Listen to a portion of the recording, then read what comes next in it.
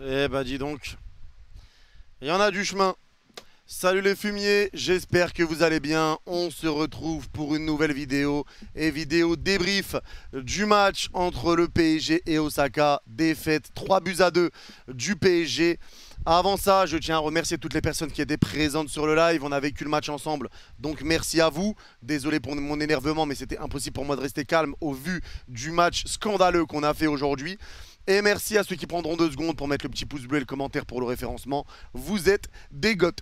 Et on est parti maintenant. C'est quoi cette blague ? C'est quoi cette blague? C'est scandaleux. C'est scandaleux et je pense que oui, il ne faut pas tirer de sonnette d'alarme. Oui, ce n'est que des matchs amicaux, etc., etc. Oui, on le sait. Mais ce qu'on a vu aujourd'hui, c'est un scandale. Oui, Neymar est blessé, Lee Kang-in est blessé, mais ce qu'on a vu aujourd'hui, c'est un scandale. Je ne remets pas en doute Luis Enrique, très loin de moi, c'est juste l'effectif qui est complètement pourri jusqu'à la moelle. Mais c'est pas possible de jouer comme ça, c'est pas possible. Quand on voit des équipes comme le Real Madrid, l'AC Milan, United, Arsenal mettre un pressing de porc, être déjà quasiment prêts pour leur saison, et nous on fait des matchs aussi pitoyables, aussi minables. Mais c'est scandaleux, et on a le droit de se poser des questions à 2 semaines du début de la Ligue 1. 2 semaines, alors je suis pas là pour critiquer tel ou tel joueur ou pour dire oui, notre mercato est fini, mais comment on peut sortir des prestations pareilles alors que la saison commence dans 2 semaines? Le mercato, mais il va falloir recruter. On attend quoi? Mbappé est mis sur la touche, Messi est parti, Neymar est blessé, on a recruté personne en attaque. On a recruté personne, mis à part Asensio. Et Asensio qui avait été pris pour être sur le banc et pour la rotation de base. On a Lee Kang-in également, Lee Kang-in qu'on aime beaucoup, mais on ne sait pas ce que ça va donner par la suite. Est-ce que Lee Kang-in a le niveau pour être un titulaire indiscutable au PSG? Est-ce qu'il a les épaules pour être titulaire? On verra par la suite, parce que pour l'instant on n'a vu que 45 minutes de sa part. De base, Lee Kang-in ne vient pas pour être titulaire non plus. Donc forcément, il faut des titulaires. Il faut un neuf, il faut un ailier droit, il faut minimum un milieu de terrain. Et il y en a qui nous parlent de Van Verratti. Mais Van Verratti, vous voulez aller où? Vous voulez aller où? Vous avez vu la gueule du milieu de terrain quand Verratti n'était pas là. Vous avez vu la gueule de l'équipe. Vous avez vu. Vous voulez qu'on aille en Ligue des Champions avec qui? Fabian Ruiz, avec Carlos Soler, mais avec Ugarte. Mais les gars, à un moment, faut arrêter, s'il vous plaît. Moi, je suis inquiet, je suis dégoûté de ce que j'ai vu aujourd'hui. Maintenant, comme j'ai dit, je vais pas dire ça y est, on va sortir en Ligue 1, blabla. Mais c'est grave d'arriver et de jouer comme ça. C'est grave, mais un peu de respect pour vous-même. Hein. C'est quoi ce bordel? C'est quoi ce bordel? Face à Osaka, avec tout le respect, face à Osaka, on fait un match pareil. Bordel de merde, les hommes du match, c'est Kurzawa et Ekitike. Kurzawa et Ekitike, les hommes du match. Mais vous êtes sérieux? Vous êtes sérieux? Je vais parler joueur par joueur parce que sinon, je vais jamais finir. Donnarumma. Bon, Donnarumma prend 3 buts, mais bon, Donnarumma fait ce qu'il peut. Il n'y a pas réellement de grosses erreurs de sa part.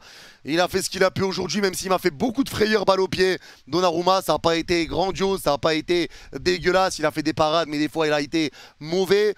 Marquinhos sur le côté droit. Marquinhos, il était défenseur central, devant la défense. Maintenant, il passe à droite, le long de la ligne de touche. S'il peut décoller encore à droite, sur le banc de touche, moi, ça me va. S'il peut décaler encore un petit peu, juste un peu. Parce que Marquinhos, moi encore une fois je le dis, ça ne me va pas. Il commence à me prendre la tête. Même si son match, ça n'a pas été la grosse catastrophe, ça n'a pas été non plus la grande folie. Il n'a pas été très rassurant. Après vous allez me dire il n'a pas joué à son poste, mais quand il joue à son poste, il est tout aussi claqué. Donc bon, Marquinhos encore une fois sur le côté n'a absolument rien apporté. L'entrée d'Hakimi par contre, ça a été une masterclass. Très bonne entrée d'Achraf Hakimi. Il a fait énormément de bien défensivement, offensivement. Ça a fait du bien de voir Hakimi comme ça. La défense centrale avec Danilo Pereira et Skriniar. Danilo Pereira, j'ai trouvé qu'il y avait quand même pas mal de déchets. En fait, les deux, pour moi, n'ont pas été au top de leur forme. C'est pareil pour Lucas Hernandez quand il est rentré. Lucas Hernandez, pas au top non plus. Le premier but qu'on prend, c'est une mauvaise entente entre Danilo et Skriniar. Peut-être que c'est Skriniar qui aurait peut-être dû plus parler à Danilo Pereira. Donc peut-être que Danilo est moins impliqué là-dessus. Mais on prend 3 buts sur 3 erreurs individuelles. Et il y a peut-être une faute sur le 3e but qu'on prend. Mais dans tous les cas, on le prend. Dans tous les cas, on le prend. Ils ne vont pas se cacher derrière ça. Au mieux, il y aurait eu 2-2. Ouais, 2-2. Waouh, incroyable. Super de faire 2-2. Mais bon, Danilo Pereira, Skriniar, je les ai pas trouvés hyper rassurants. Pour moi, ça a été un petit peu kiff-kiff, même si je sais qu'il y en a qui vont dire que Danilo a été solide. Défensivement, Danilo a tenu sa place. Il a tenu sa place, il a bien défendu, il a sauvé pas mal de situations. Mais dans ses relances, il a mis pas mal de ballons en touche, etc. Ça a été un petit peu plus dur pour Danilo. Ça n'a pas été son meilleur match, ça n'a pas été son plus faible. Il a été entre les deux, Danilo. Pour moi, c'est kiff-kiff, c'est un 5. C'est un 5. Et c'est à peu près pareil pour Skriniar. Les deux n'ont pas été rassurants. Et bien sûr, Lucas Hernandez, son entrée, pareil, on prend un but de sa faute sur une perte de balle. Ça a été un peu compliqué, il a eu une autre perte de balle aussi à un autre moment. La défense, qu'on pensait être le point fort, bon là on prend que des buts sur des erreurs. Mais bon, c'est quand même bon signe de se dire qu'on prend des buts que sur des erreurs. Même si voilà, ça fait peur d'avoir 3 erreurs dans un match, on prend des buts que sur des erreurs. C'est peut-être bon signe pour dire que la défense quand même tiendra le choc. Et je suis sûr que la défense tiendra le choc quoi qu'il arrive. Layvin Kurzawa, mais ça devient quand même malheureux de se dire que Layvin Kurzawa fait partie des joueurs qui ont été le mieux sur le terrain. Layvin Kurzawa, le lofter, le tiktoker, l'instagrammeur, lui, il a été dans les meilleurs joueurs de l'équipe. Mais c'est une blague, Layvin Kurzawa dans les meilleurs joueurs de l'équipe, mais vous avez pas honte, c'est dire le niveau de cette équipe-là. Ils ont rien respecté de nous sortir un match comme ça, alors qu'on se réveille pour les voir. Il y en a qui ont payé des abonnements Twitch, YouTube pour pouvoir voir le match.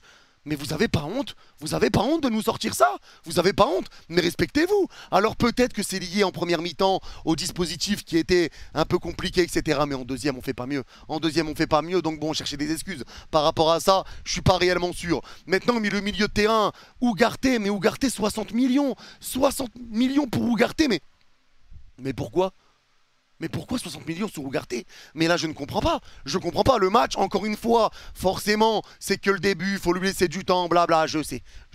On va laisser du temps à Ugarte. On verra ce que ça donnera par la suite. Mais j'avoue que pour l'instant, je suis très inquiet. Et à ce prix-là, forcément, on attend de lui que ça soit une adaptation assez rapide. Maintenant, il y a des inquiétudes. On va pas le jeter tout de suite. On verra ce que ça va donner par la suite. Soyons patients. Mais c'est vrai qu'au vu de ce que je vois sur le terrain, je suis assez inquiet de Ugarte. Ensuite, Vitinha, les gars, Vitinha, moi je vous le dis, j'ai un problème avec lui. Vitinha, le problème, c'est qu'il est bon quand il joue vers l'avant. Et on l'a vu sur le but qu'il a mis, le 1-2 avec Ekitike. Ekitike, on va y venir après, mais le 1-2 qu'il a fait, quand ça joue vers l'avant, et c'est à partir de la deuxième mi-temps, Vitinha est bon, il apporte des choses. Il a des qualités pour jouer offensivement. Mais le problème, c'est qu'il joue trop en arrière. On dirait un rugbyman. Frérot, mais pourquoi tu veux pas jouer vers l'avant? Que des passes en arrière. On a le ballon, on est à droite de la surface, on repart derrière. Et là, on ressemble à l'Espagne. On ressemble à l'Espagne de l'Euro. L'Espagne qui avait tout le temps la balle. Ça avançait, ça reculait. Ça avançait, ça reculait. Ça avançait, ça reculait. C'est ce qu'on fait actuellement. On a le jeu de l'Espagne pendant l'Euro. Mais on ne met pas en danger, et sauf que nous on prend plus de buts. Eh ouais, nous on prend plus de buts et on arrive beaucoup moins à faire des différences. Maintenant c'est comme ça, mais Vitinha pour moi le problème c'est qu'il repart beaucoup trop, mais vraiment beaucoup trop en arrière. Zahir Emery, encore une fois un gros volume de jeu au milieu de terrain, ça n'a pas été non plus son meilleur match, mais je trouve que Zahir Emery a eu un bon volume au milieu de terrain. Et là, il y en a qui nous parlent de vendre Marco Verratti en l'état, et on va remettre les responsabilités sur Zahir Emery, 17 ans, qui serait le nouveau meilleur milieu de terrain du Paris Saint-Germain. Mais les gars, à un moment donné, il y a plus de 300 millions qui ont été investis depuis l'arrivée du Qatar pour des milieux de terrain. Les Stambouli, les Krikoviak, les Yohan Cabaye, et j'en passe. Et là, il n'y a toujours rien. Mais là, il faut tirer la sonnette d'alarme. La Ligue 1, c'est dans 2 semaines. Et on n'a toujours pas fait notre mercato pour les titulaires. Les remplaçants, c'est bon, on les a. Mais à un moment donné, t'as Messi qui est parti. T'as Mbappé qui est mis sur le côté et t'as recruté personne devant, mis à part Asensio. Le problème de la saison dernière, c'était le milieu de terrain. T'as recruté personne mis à part Ugarte, et c'est pas un créateur et le problème c'était la création.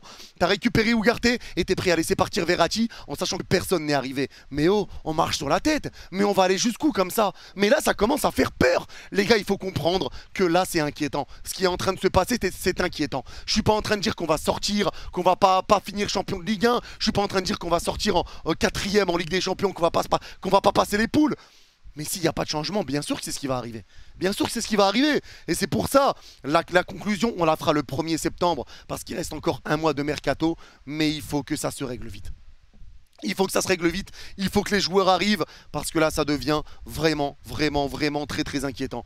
Ensuite, on a eu Garbi. Et Garbi, vous savez que je l'aime beaucoup. Vous savez que c'est un joueur que j'aime beaucoup. C'est un jeune joueur, c'est un titi. Mais à un moment donné, Garbi, les matchs amicaux que tu es en train de nous pondre, ils sont horribles. Et là, s'il veut gagner une place dans une rotation, il va falloir montrer de meilleures choses. Parce que là, même sur le banc, pour rentrer en Ligue 1, Garbi, ça me va pas, au vu de ce qu'il montre actuellement. Donc là, Garbi, est-ce qu'il faudrait pas le faire partir en prêt, ou peut-être s'en séparer complètement, je ne sais pas. Mais à un moment donné, c'est pas parce que c'est des chichis qu'il va falloir ne rien dire pendant un moment. Garbi, ça a été compliqué aujourd'hui, c'est compliqué depuis tous les matchs amicaux, mais on verra ce que ça donnera par la suite. Mais en tout cas, moi, vous savez que je l'aime beaucoup, ce joueur. Vous savez que je l'aime beaucoup. Il va falloir lui aussi qu'il fasse quelque chose de mieux et peut-être arriver à un moment à un prêt pour le laisser s'améliorer ou essayer de prendre son envol quelque part d'autre. Mais là, j'avoue que dans ses dribbles, etc., ça a été très, très compliqué. Asensio, lui aussi, ça a été complètement invisible, encore une fois. Mais moi, ce que je comprends pas, c'est qu'Asensio n'a pas joué à droite, il a joué à gauche. Alors, il aurait pu le mettre à droite et mettre Garbi à gauche. Je comprends pas pourquoi ça a été l'inverse. Asensio a joué côté gauche. Toujours pas à son poste Asensio, mais Asensio, ça a été encore une fois pas bon pour moi. Ça a été encore une fois pas bon. Pas bon, on l'a pas beaucoup vu. Ses prises de balle, à chaque fois qu'il le prenait, il reculait avec le ballon. Asensio, décevant encore une fois. Décevant, maintenant c'est pareil, on va laisser le temps au temps, va falloir laisser s'adapter. Tout le monde n'est pas là, il manque des joueurs, forcément. Mais bon, encore une fois, déçu du match du bon vieux Asensio. Mais Ekitike par contre, et c'est la preuve qu'un numéro 9, ça fait du bien. Voilà, quand on a un 9, même si c'est pas le meilleur 9 du monde, Ekitike, ça a fait du bien. Ekitike pour moi a été l'homme du match aujourd'hui. Il a mis un but hors jeu et il a fait une passe décisive somptueuse pour Vitinha. Cette talonnade entre deux joueurs, elle a été exceptionnelle. Alors oui, c'est pas le joueur le plus élégant. Oui, c'est pas le joueur qui va te prendre la balle et te dribbler 3 joueurs, etc. Qui va te mettre des caviars, je ne sais comment. Mais là, c'est la preuve qu'avec un 9, ça fait déjà du bien. Juste un 9 de métier. C'est son rôle et il l'a bien fait aujourd'hui. Il a été bon. J'espère que ça va le remettre en confiance. Et on va lui donner une chance. On va lui donner une chance. On n'est pas là non plus pour l'assassiner. Mais bon, on va lui donner une chance pour la suite. Et on verra ce qu'il donnera au cours de la saison, etc. Mais j'espère qu'en tout cas, ce but et cette passe décisive vont lui faire du bien à lui personnellement. Et surtout à lui personnellement. Parce que collectivement, c'est scandaleux. Collectivement, c'est scandaleux. Et je me pose des questions pour la suite. Encore une fois, il va falloir attendre le mercato. Il va falloir attendre la suite. J'ai hâte de revoir Neymar, qu'on aurait dû voir aujourd'hui. On l'a pas vu. J'ai hâte de revoir Kangin Lee, qui sont des joueurs qui peuvent énormément apporter au PSG sur les côtés ou même dans l'axe. Donc j'ai hâte de voir ces joueurs-là, mais clairement le mercato est loin d'être fini. Il faut qu'on aille récupérer Harry Kane, mais il est plus proche du Bayern. Il faut qu'on aille récupérer Bernardo Silva, mais apparemment c'est intransférable. Et donc ça fait peur. Donc ça fait peur, je me demande qui on va récupérer à la place. Est-ce que ça sera Vlahovic, qui pour moi n'est pas Luis Enrique compatible? À droite, qui on va récupérer si Bernardo ne vient pas? Au milieu de terrain, qui on va prendre? Parce que les Fabian Ruiz, les Soler, c'est marrant 2 minutes, mais Soler, faut lui enlever le maillot. Faut lui enlever le maillot et plus jamais lui rendre. Il faut lui enlever le maillot à Carlos Soler. À un moment, c'est Carlos éclaté par terre. Vraiment, c'est vraiment éclaté par terre. C'est Carlos éclaté au sol. Effrayant, effrayant. Fabian Ruiz, ça n'a pas été la grande folie. Naguera, son entrée, bon après Kurzawa faisait un bon match, donc forcément l'entrée de Naguera, ça a été un petit peu plus compliqué. L'entrée d'Endour, c'est compliqué, il perd le ballon, c'est à cause de lui qu'on prend le 3e. Il n'y a que l'entrée d'Hakimi pour moi qui a été vraiment bonne, et celle de Marco Verratti. L'entrée de Lemina, il a essayé de faire ce qu'il pouvait, mais ça a été très compliqué aussi. On n'arrivait pas. Et là, clairement, avec cette équipe-là, on n'ira nulle part, surtout quand tu vois la forme des équipes actuelles, même sur des amicaux. Je l'ai dit, Arsenal, Barça, Real, le Milan AC United, l'intensité qu'ils ont mis sur leurs matchs amicaux contrairement à nous, c'est effrayant. Donc maintenant, avec cet effectif-là, ça va être compliqué. Alors oui, il y aura encore du travail de Luis Enrique. Oui, il y a des absents, Neymar et Kangin Lee. Je ne parle pas d'Mbappé parce qu'il va être sur le banc même s'il reste dans tous les cas. Donc oui, il y a quelques absents, mais ça ne va pas non plus révolutionner l'équipe. Il faut un mercato. Il faut que des joueurs arrivent. Et là, on a 2 semaines pour se préparer. Il reste le match amical face à l'Inter qu'on commentera. Le match amical face à une équipe coréenne dont j'ai oublié le nom. Et après, c'est le début de la Ligue 1 et il faudra être prêt. Il faudra être prêt, que les recrues soient arrivées et que tout soit bon parce que si on tarde trop, les joueurs ne viendront pas. Les joueurs ne viendront pas et j'espère qu'on va pas attendre comme depuis 3 ans la fin du mercato pour commencer à se bouger le cul. Parce que là, ça commencerait à faire beaucoup. Bref, n'hésitez pas à me dire en commentaire, est-ce que vous êtes d'accord, pas d'accord avec moi sur certains points? Est-ce que vous êtes inquiet également par rapport à la suite? Même s'il faut laisser le temps, on est d'accord. Mais bon, pour l'instant, moi je suis très inquiet. Bref, merci à ceux qui ont écouté le débrief jusqu'à la fin. Vous mettez cacahuète en commentaire, ceux qui ont écouté le débrief jusqu'à la fin. Prenez soin de vous. Merci à ceux qui like et qui mettront le commentaire pour le référencement. On se revoit à 22 h demain, ce samedi, pour Barça Real en live pour nous changer les idées. Ça va faire du bien. Live dès 22 h, match à 23 h. Et on sera en live pour le prochain match du PSG face à l'Inter. Prenez soin de vous tout le monde. Bye bye. Et allez Paris, quoi qu'il arrive.